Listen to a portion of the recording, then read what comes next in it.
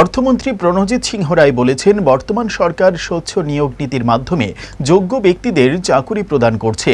GRBT, TET, টিপিএসসির মাধ্যমে বিভিন্ন দপ্তরে যোগ্য ব্যক্তিদের নিয়োগের ফলে রাজ্যের সাধারণ জনগণের জন্য সরকারি পরিষেবা প্রদান আরও সুচারুরূপে করা সম্ভব হবে।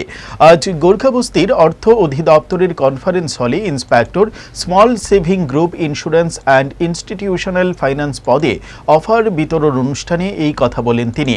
অর্থমন্ত্রী বলেন, স্বচ্ছ নিয়োগ নীতির মাধ্যমে রাজ্যের বিভিন্ন দপ্তরের জন্য লোক নিয়োগ করার প্রক্রিয়া ইতিমধ্যেই শুরু হয়েছে। এদিন টিপিএসসির মাধ্যমে 11 জন যুবক যুবতীদের অফার প্রদান করেন অর্থমন্ত্রী। অনুষ্ঠানে উপস্থিত ছিলেন অর্থ দপ্তরের সচিব অপূর্ব রায়, দপ্তরের অধিকর্তা রাখি বিশ্বাস। তারা অফারপ্রাপ্ত যুবক যুবতীদের কর্মজীবনের সফলতা কামনা করেন।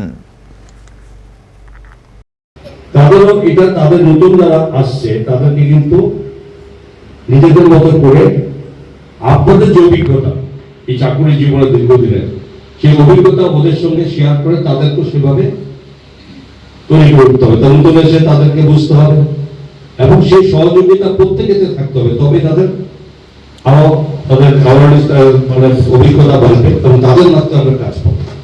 এই ডিপার্টমেন্ট যেখানে যা করেছে, যতটুকু হয়েছে, আমাদের আশা থাকবে যে আরো বেশি করে ডিপার্টমেন্টের এই গভর্নমেন্ট পলিসি, অ্যাক্টিভিটিস, সিনসিয়ারিটি, এই সবকিছু নিয়ে কিন্তু আপনারা তৈরি হন, কারণ এটার সঙ্গে রাজ্যের ডেভেলপমেন্ট বিভিন্নভাবে জড়িত। এটা ছোট করে দেখতে হবে না, এটা খুব ইম্পর্টেন্ট আছে।